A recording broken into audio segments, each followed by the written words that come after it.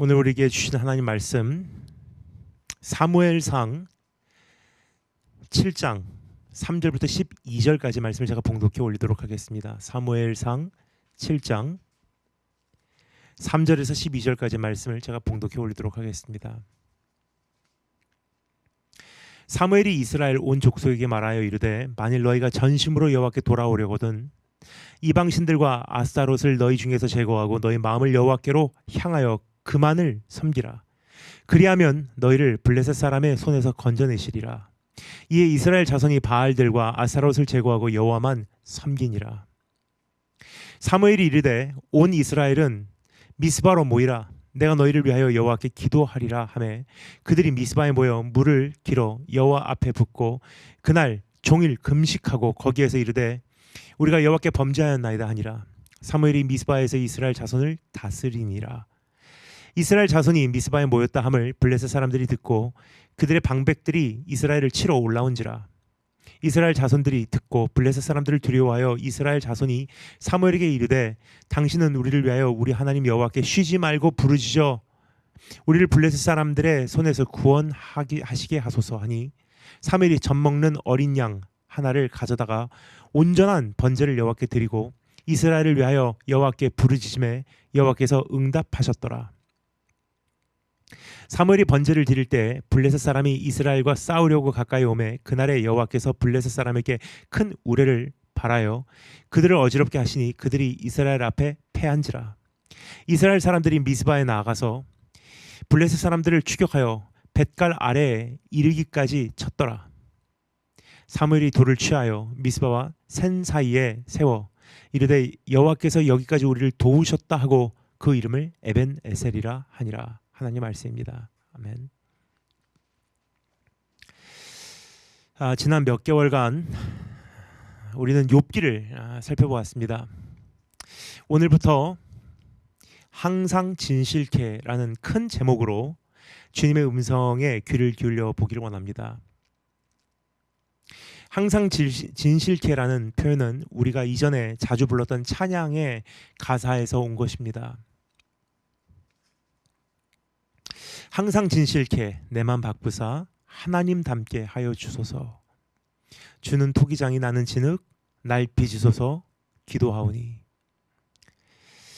최근 저는 이 가사를 계속 읊조렸습니다. 항상 진실케 항상 진실케. 정말 진실된 찬양을 주님께 드리고 싶은 간절한 소원이 저에게는 있습니다. 찬양을 통하여 깊은 은혜를 받았던 때가 참 그립습니다. 찬양을 통하여 용기와 치유와 위로와 확신과 신뢰를 얻을 수 있었던 때가 너무나 그립습니다. 찬양 한 곡을 몇 번도 반복해 부르며 얼마나 울었는지, 얼마나 가슴 쳤는지, 얼마나 회개하고 회심했는지, 얼마나 결심하고 다짐했는지, 그리고 얼마나 힘을 얻고 도전했는지 아직도 기억이 생생히 납니다. 하지만 어느새 참된 찬양은 우리 안에서 심각하게 메말라 가고 있다고 생각합니다. 가사도 생각해 보지 않고 분위기에 취해서 찬양을 연주하고 부르는 집회가 오랫동안 지속되어 왔고 가사는 세련되었는지는 모르지만 심히 복잡하고 곡조는 음악적으로 탁월할지는 모르지만 예배가 아니라 오히려 콘서트에 걸맞는 경우가 적지 않으며 찬양 사역자는 익숙한 노하우와 레퍼토리로 사역을 가차없이 진행하지만 성령님의 강력한 역사는 상당히 드문 것이 오늘날의 안타까운 현실이 아닌가 싶습니다. 뿐만 아니라 한 소절을 불러도 진정한 고백이 아니라 영성이 있는 듯한 말투로 포장된 공허한 미사여구만 늘어놓는 노래도 너무나 많습니다. 여러분께서는 그립지 않으신지요? 진정한 찬양 주님 앞에 몇 번도 반복하면서 몇 시간도 불렀던 그때가 저는 매우 그립습니다. 진실된 찬양으로 인해 쏟아지는 눈물을 멈추지 못하였을 때가 그래서 오늘부터 몇 주간에 걸쳐 항상 진실케라는 큰 제목으로 주님의 음성에 귀를 기울여 보고자 합니다. 우리는 매주 찬송가를 한 곡씩 고를 것입니다. 그리고 각 곡의 성경적인 해석과 또 그 공유할 만한 중요한 어떠한 정보가 있다면 그 곡이 쓰이기까지의 역사적 배경도 함께 살펴보므로 우리의 고백이 주님 앞에 진실되길 원합니다. 우리가 찬양을 부를 때 별로 그 가사에 신경을 안 쓰고 얕은 어떠한 신학적 지식을 갖고 부르기 때문에 찬양이 우리 안에서 더 큰 영향력을 발휘하지 못하지 않나 싶습니다. 그러나 우리가 그 익숙한 찬양부터 한 곡 한 곡 매 주마다 이렇게 한 곡씩 우리가 선택해서 그 곡을 우리가 곱씹어 볼 수 있도록 신학적 배경과 또 나눌 만한 이야기가 있으면 그 곡이 쓰여지기까지의 그 역사적 배경에 대해서도 나눌 수 있으면 좋겠다고 생각을 합니다. 이로 인하여 우리의 찬양이 깊어지고 우리의 예배는 회복되며 우리의 영혼에는 단비가 내리기를 소망합니다. 저는 이것을 믿습니다. Glorious doxology always comes from sound theology. Glorious doxology always comes from sound theology. 영화로운 경배는 건전한 신학에서 말미암는다는 것입니다. 즉 주님을 바로 알 때 온전한 찬양이 탄생되는 것이고 말씀을 바로 이해할 때 아름다운 경배가 형성되는 것이고 신학이 바로 설 때 건전한 예배가 이루어지는 것입니다. 그래서 오늘 첫 번째 곡으로 내 평생 가는 길을 선택했습니다. 그래서 오늘 이 말씀 제목도 내 평생 가는 길이 되겠습니다. 이 곡을 선택하게 된 첫 번째 이유는 다름이 아니라 제가 찬송가에서 가장 사랑하는 곡 중에 하나이기 때문입니다.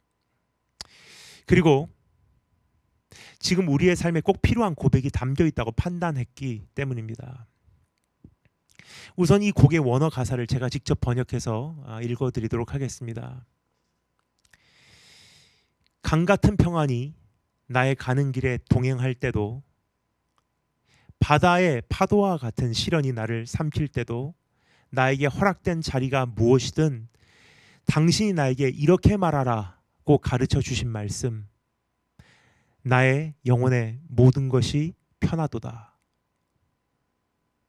사탄이 우리를 삼키고자 하는 역경이 와도 이 축복된 확신이 나를 다스리게 할 것일세. 나의 무기력함을 그리스도는 아신다네. 그래서 그는 자신의 피를 나의 영혼을 위하여 흘리셨다네. 내 죄에 대한 이 영화로운 깨달음, 내 죄 부분적이 아니라 전체적으로 십자가에 못 박아버리고 나는 더 이상 이 짐을 짊어지지 않는다네. 주를 찬양하라, 주를 찬양하라, 내 영혼아. 주님, 신실한 종들이 그 광경을 보는 날을 앞당기소서.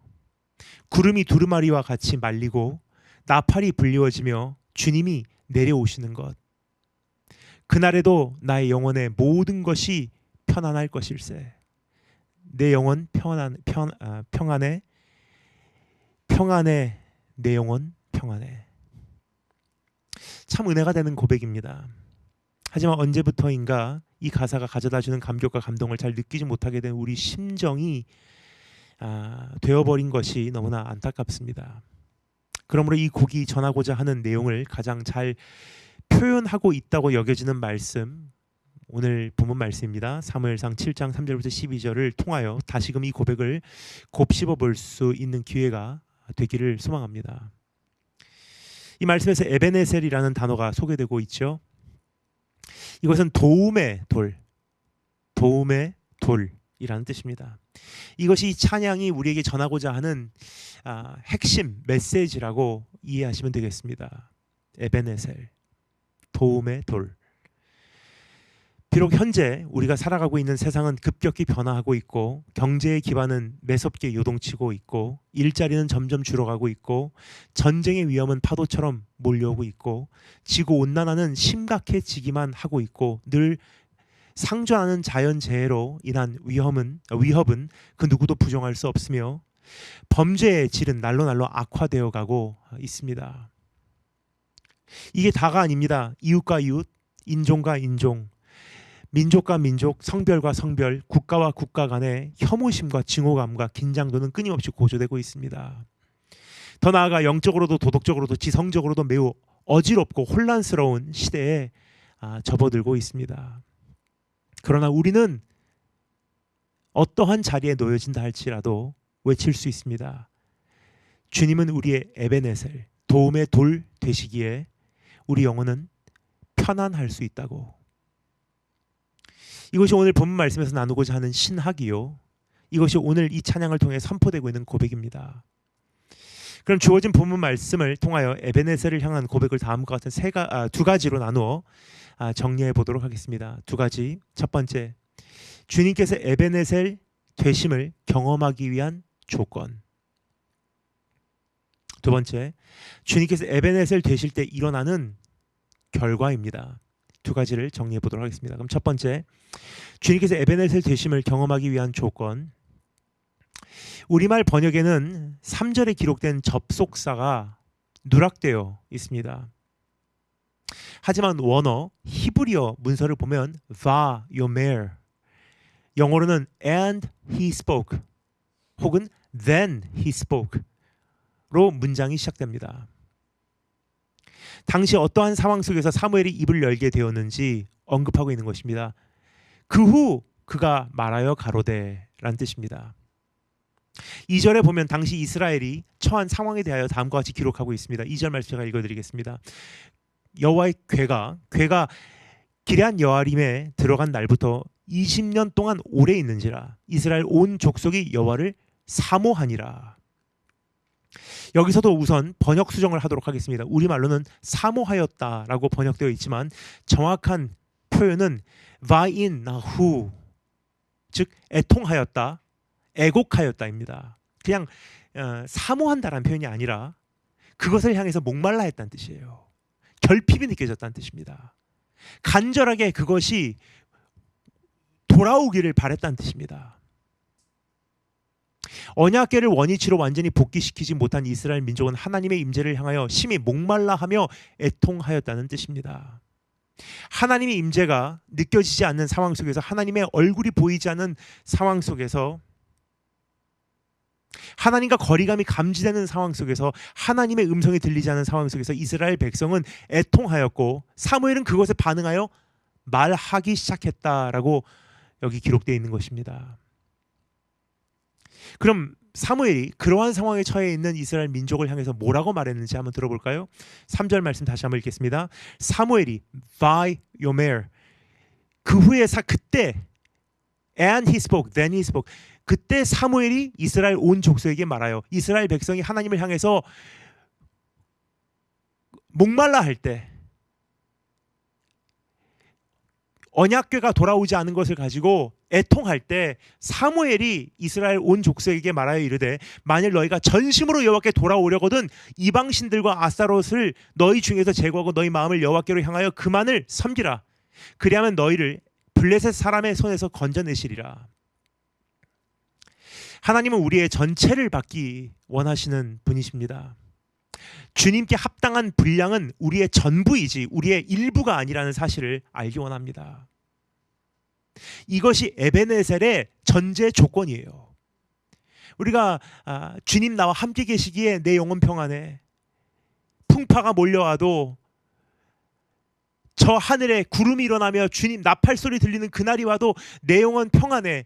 이게 왜 가능하냐? 주님이 우리의 반석 되시기 때문에, 주님이 우리의 도움의 돌 되시기 때문에. 그러면 그 주님이 어떻게 우리에게 그렇게 경험될 수 있는지 전제 조건이 있다는 거예요. 전체를 드려야 주님의 전체를 우리가 경험할 수 있다는 것입니다. 누군가와 그 성경에서는 어, 이러한 원리 전체를 드리는 것, 이러한 원리를 남편과 아내의 관계로 묘사하고 있죠. 그러니까 누군가와 결혼을 한다고 하는 것은 자신의 전체를 상대방에게 내어주는 것이며 동시에 상대방의 전체를 받아들이는 것이 아니겠습니까? 하나님과 우리와의 관계도 마찬가지입니다. 그러니까 우리가 주님을 사랑한다고 하면서 일부를 드린다는 것은 사실 말이 안 되는 거예요. 그래서 사무엘은 이스라엘 민족에게 너희가 전심 with all your heart 전심으로 여호와께 돌아오려거든 너희가 정말 하나님 앞에 전심을 다하여 돌아오려거든 이렇게 해라 하면서 조건을 걸고 있는 것입니다. 전심으로 여호와께 돌아오는 것은 결코 추상적이지 않습니다. 분명한 평가 기준이 존재한다는 사실을 알기 원합니다. 전심을 다하여 여호와께 돌아온다는 것, 그것은 어떠한 그냥 막연한 그 이상적인 어떤 뜬구름이 아니에요. 전심을 다하여 주님께 돌아온다는 것은요, 구체적인 요구가 있다는 거예요. 첫째, 우상을 제거하는 것입니다. 이렇게 기록되어 있죠. 너희가 전심으로 여호와께 돌아오려거든 이방신과 아스타롯을 너희 중에서 제거하고. 그러니까 하나님께서 우리를 바라보실 때 네가 전심으로 나를 찾는구나를 어떻게 주님께서 납득을 하시냐, 우리의 우상들을 제거하냐 안 하냐를 보신다는 것입니다. 주님의 자리에 서야 되는 주님의 자리, 주님이 서셔야 하는 그 자리에 지금 대신 서 있는 것들이 다 제거돼야 된다는 뜻이에요. 우리의 우선순위가 정리돼야 된다는 뜻입니다. 주님을 전심으로 찾는 여정의 첫걸음은 우리의 우상들을 철거하는 행위인 것입니다. 주님을 만나기 원한다고 하면서 주님과의 만남에 방해가 되는 것을 여전히 붙들고 있을 수 없지 않습니까? 그래서 우리가 굉장히 쉽게 말하는 것 같아요. 주님 만나기 원합니다. 주님 얻기를 원합니다. 주님과 함께 하기를 원합니다. 근데 왜 주님이 잘 느껴지지 않는지, 왜 주님께서는 응답하시지 않으신지 여기 원인이 있어요. 우리 우상들은 그대로 붙들고 있으면서 주님 만나고 싶다고 하니까 당연히 안 만나지지 않겠습니까? 따라서 주님을 진정으로 만나기 원한다면 삶의 우선순위부터 조정하여야만 하는 것입니다. 둘째, 마음을 준비하는 것입니다. 여기 이렇게 기록됐죠. 너희가 전심으로 여호와께 돌아오려거든 뭐라고요? 우상을 제거한 다음에 어떻게 해요? 너희의 마음을 여호와께로 향하여라고 돼 있어요. 우리말로는 마음을 여호와께로 향한다라고 부분적인 의미만 번역되어 있지만 정확한 표현은 영어 prepare your heart, 너의 마음을 준비하라라고 기록되어 있어요. 우리의 마음이 올바로 주님을 향하게 함으로 주님을 온전히 모실 준비에 들어가라고 말하고 있는 것입니다. 몇 주 전에 제 여동생이 미국에서 약 2년 반 만에 한국을 방문할 기회가 있었습니다. 방문 기간 동안 제 집에 함께 머물렀습니다. 여동생이 오기 한 달 전부터 저는 여동생이 머물게 될 방을 꾸미기 시작했습니다. 여동생이 와서 불편함이 없도록, 또 오랜만에 왔는데 큰 위로와 힐링과 새 힘을 얻고 돌아갈 수 있도록, 그리고 오길 참 잘했다라는 말이 여동생 입에서 나올 수 있도록 정성을 다하여 게스트룸을 청소하고 꾸몄습니다. 제 마음은 여동생을 향했고 여동생이 오는 것을 준비했어요. 이것이 뗄래야 뗄 수 없는 거예요. 그 마음이 주님을 향하면요, 주님께서 오실 수 있는 이 자리가 마련되게 돼 있다는 거예요. 주님 오셔서 내 중심에 서소서, 나의 삶의 우선순위를 다 차지해 주세요. 가족의 방문도 이와 같이 준비하는데 하물며 지극히 높으신 여호와 하나님을 우리의 삶에 모시고자 하는 것은 어떠하여야 하겠냐는 질문을 드리고 싶습니다. 그러니까 우리 청소년 캠프들 이제 여름이 되어서 이제 또 이번에 코로나가 조금 이렇게 사그라지고 있는 어떤 사회적 분위기 속에서 이번에는 캠프가 얼마나 치러질지 모르겠지만, 캠프 때 이전에 이제 제가 말씀을 전하러 가면 다들 예수님 만나기 원합니다, 하나님 만나기 원합니다라는 것은 기도를 해요. 근데 참 희한하게 진짜로 주님 만나는 사람들은 극히 소수더라고요. 그 이유가 무엇이냐, 여기 있지 않나 싶습니다. 우상 제거하지 않고 마음을 준비하지 않은 거예요. 세 번째, 주님만을 섬기는 것입니다. 너희가 전심으로 여호와께 돌아오려거든 세 번째 뭐라고요? 그만을 섬기라. 주님만을 섬기라는 거예요. 양다리 걸치지 말라는 것입니다. 두 주인을 두지 말라는 뜻입니다. 주님도 좋지만 세상도 좋고, 주님도 좋지만 돈도 좋고, 주님도 좋지만 내 인생이 아직은 귀하고, 우리의 모든 우상을 제거하고 우리의 마음을 준비하며 이제 주님만을 섬기기로 결단하여야 하는 것입니다. 주님의 눈치만을 살피고 주님의 얼굴색만에 민감하고 주님의 소원을 흡족하게 해드리는 것에 집중하며 주님의 음성을 듣기 위해 몸부림치지 않으면 안 된다는 것입니다. 이러한 자세야말로 전심으로 여호와께 돌아오는 모습이라고 할 수 있는 것입니다. 이러한 자세가 설립되면 주님은 자신의 백성을 그 원수의 손에서 건져내시겠다고 합니다. 뭐라고 기록되어 있죠? 그리하면 너희를 블레셋 사람의 손에서 건져내시리라 그래요. 그러니까 어떻게 건져내시냐? 에베네셀 하나님의 그 능력을 맛보게 될 터인데 전제 조건이 뭐라고요? 전심으로 돌아오려거든 우상을 제거하고 마음을 하나님께 향하고 주님만을 섬기기로 결단해라. 그러면 you will experience the full effect of Ebenezer. 하나님의 에베네셀 되심의 영향력을 풀로 경험하게 될 것이다라는 뜻이에요. 전체를 드린 사람은 하나님을 전체적으로 경험하게 돼 있어요. 전심으로 여호와께 돌아오라는 이 요구는 결코 쉽지 않습니다. 그러나 절실하면 왜 주님께 돌아가지 못하겠습니까? 전체를 드림으로 돌아가지 않는, 전체를 드리지 않음으로 돌아가지 못한다는 것은 그만큼 사실 절실하지 않다는 뜻이에요.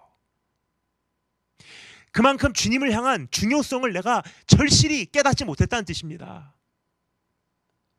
그러므로 주님을 향한 우리의 절실함은 말로 증명되는 것이 아니라 선택으로 확증되는 것입니다.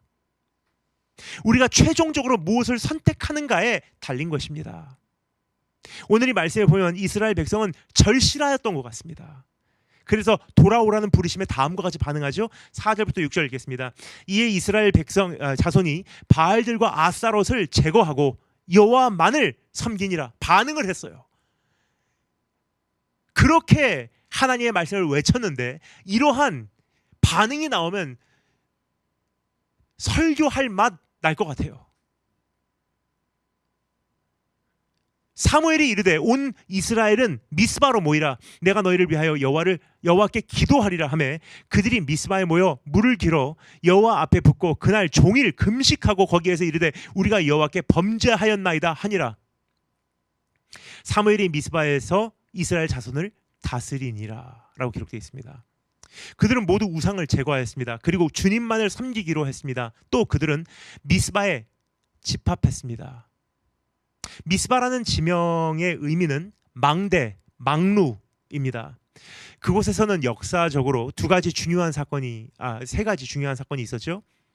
첫 번째는 야곱과 라반이 돌 기둥을 세우고 언약을 맺은 현장이에요. 창세기 31장에 기록된 내용입니다. 둘째는 이스라엘 모든 지파가 베냐민 자손에게 전쟁을 선포하였던 현장이에요. 사사기 20장에 기록된 내용입니다. 셋째는 사울이 왕으로 기름 부음을 받는 현장입니다.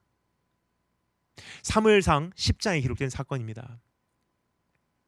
그럼 이 사건에 한 가지 공통점이 관통을 하고 있어요. 이와 같이 미스바라는 장소는 이스라엘 민족에게 있어서 언제나 갈림길의 현장이었던 것입니다. 라반과의 이별이 이루어진 갈림길. 야곱은 이 길로 가고 라반은 저 길로 가고 오랫동안 함께 했었던 그들의 그 생활에 이별이 찾아오는 갈림길이었습니다. 베냐민의 죄악을 이스라엘 집안에서 도려낸 곳이에요. 사사시대에서 왕의 시대로 이스라엘의 역사가 한 장 마무리되고 새로운 장이 펼쳐진 곳입니다. 그러므로 사무엘이 이스라엘 백성을 미스바에 집합시켰다는 것은요 우연이 아니었던 것입니다. 지난날의 죄악된 삶과 결별하고 이제 새로운 삶으로 가기 위한 결단의 전환점을 제공하고자 했던 것입니다. 거기서 이스라엘은 기도와 금식으로 참회하게 된 것입니다. 우리는 주님의 임재를 경험하기를 원하고 있습니다. 우리는 주님의 얼굴을 보기 원하며 주님의 음성을 듣기 원하고 있습니다. 그리고 우리는 주님의 보호하심과 인도하심과 돌보심, 즉 에베네셀의 하나님을 체험하기를 원하고 있어요. 그렇다면 우리에게 요구된 전제 조건은 명명백백합니다. 전심으로 여호와께 돌아오는 것입니다. 이것은 막연한 개념이 아닙니다. 분명한 평가 기준이 존재한다는 사실을 이미 말씀드렸고 다시 한번 우리가 되새기기를 원합니다. 우상을 제거하고 마음을 준비하고 주님만을 섬기기로 결단하는 것, 그리고 인생의 전환점의 현장으로 나아가 이전의 삶과 이제부터의 삶에 변화를 주는 거예요. 기도와 금식으로 죄악과 결별하여야 한다는 것을 성경에서 우리에게 요구하고 있습니다. 여러분, 우리가 정말로 주님을 원하는가 아니면 사실은 그렇지 않은가에 대하여 스스로 진찰해 보시기를 바랍니다. 진정 원하는 것을 향하여 우리는 모든 것을 버리고 달려가게 되어 있는 것이 우리의 본능 아니겠습니까? 그래서 우리가 주님을 만나기 원합니다. 정말 주님을 향해서 목마릅니다. 말만 하지 말라는 거예요. 진짜로 우리가 주님을 찾으면, 전심 다하여 찾으면 주님은 우리에게 약속하시죠? 찾게 돼 있대요. 두드리면 열리게 돼 있대요. 이스라엘 백성이 여기까지 결단하면 이제 블레셋과의 문제는 사라질 것이라고 우리가 쉽게 생각할 수 있습니다. 그러나 7절부터 펼쳐지는 내용은 우리의 예상과는 조금 달랐다는 거예요. 여기까지 이스라엘 민족이 결단하면요, 이제는 모든 것이 순탄할 거라고 우리는 예측을 합니다. 근데 우리가 이제부터 펼쳐지는 내용을 보면요, 그렇지만은 않았던 것 같습니다. 7절부터 9절까지 읽겠습니다. 이스라엘 자손이 미스바에 모였다 함을 블레셋 사람들이 듣고 그들의 방백들이 이스라엘을 치러 올라온지라.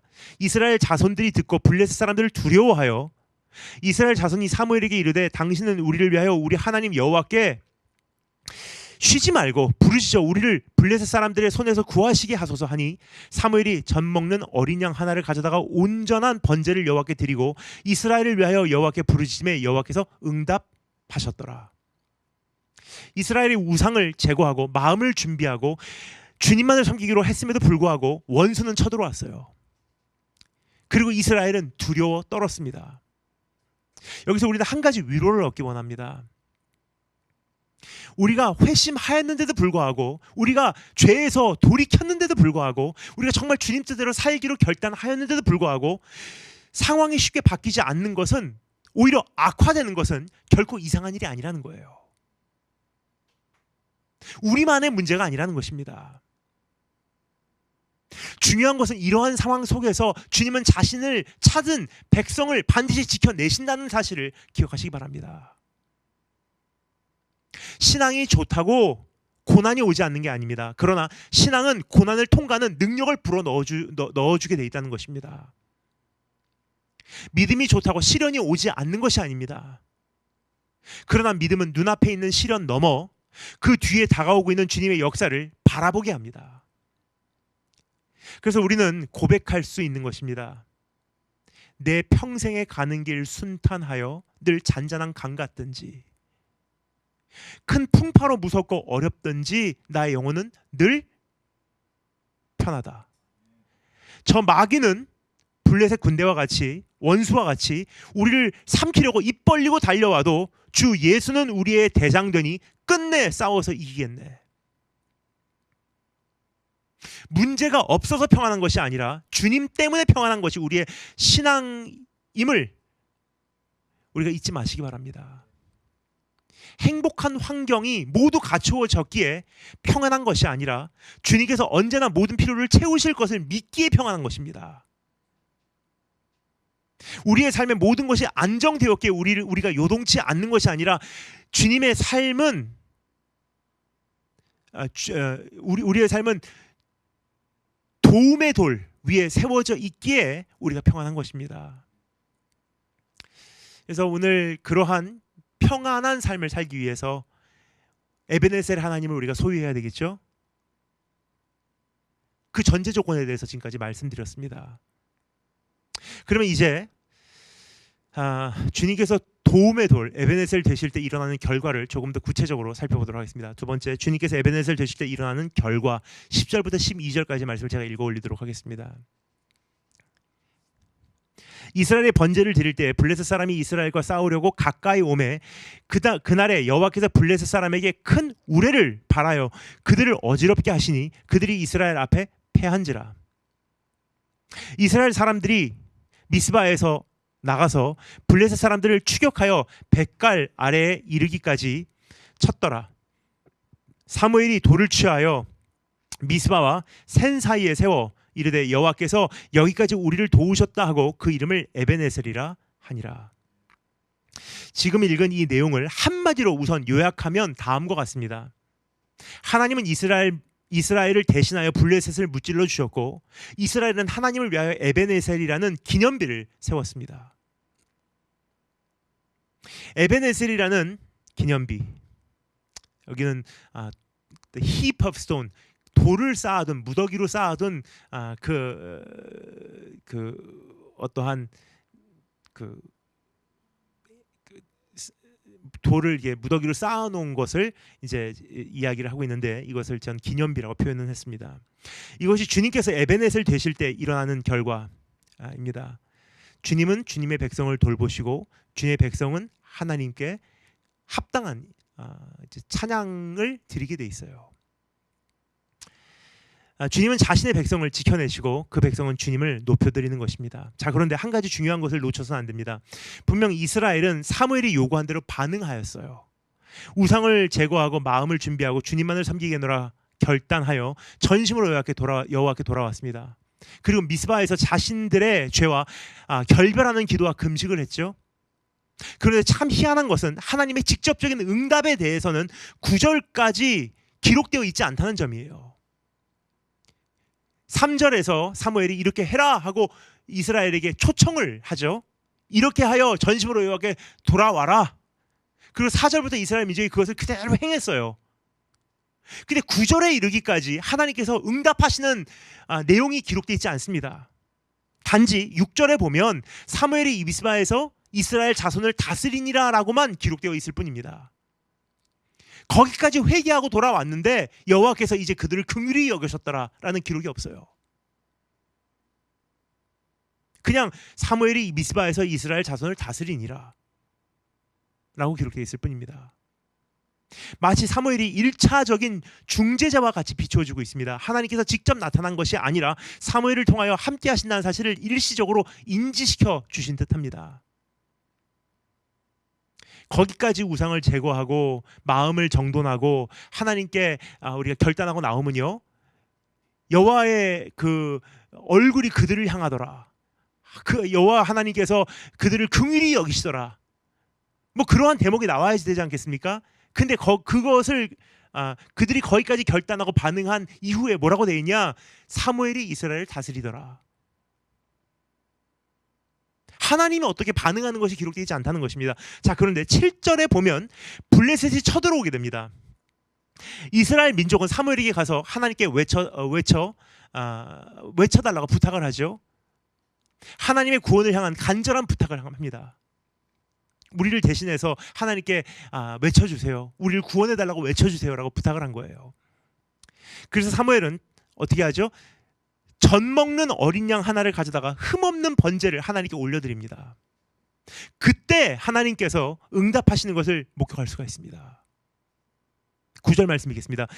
사무엘이 전 먹는 어린 양 하나를 가져다가 온전한 번제를 여호와께 드리고 이스라엘을 위하여 여호와께 부르짖음에 여호와께서 응답하셨더라.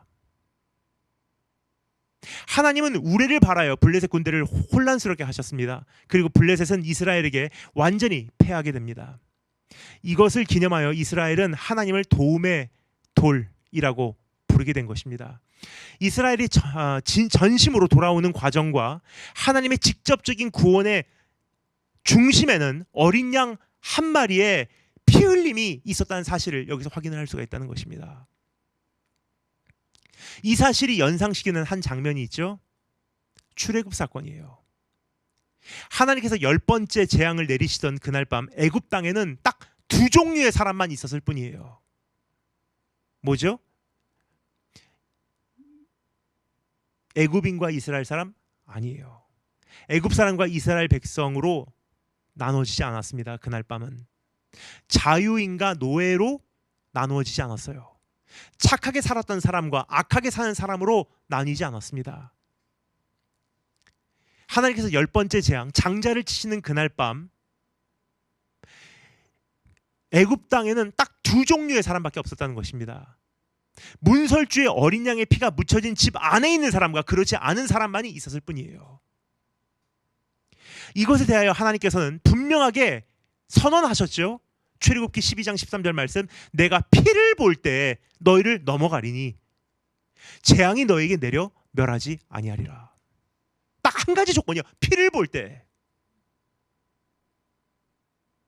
지금까지 살펴본 내용을 한마디로 정리하면 다음과 같습니다. 우상을 제거하고 마음을 준비하여야 하고 주님만 섬기기로 결단하여야 하며 죄와 결별하기 위하여 금식과 기도를 하여야 하지만 가장 중요한 전제 조건이 충족되지 않고서는 결코 주님께서 에베네셀 되심을 경험할 수 없다는 사실입니다.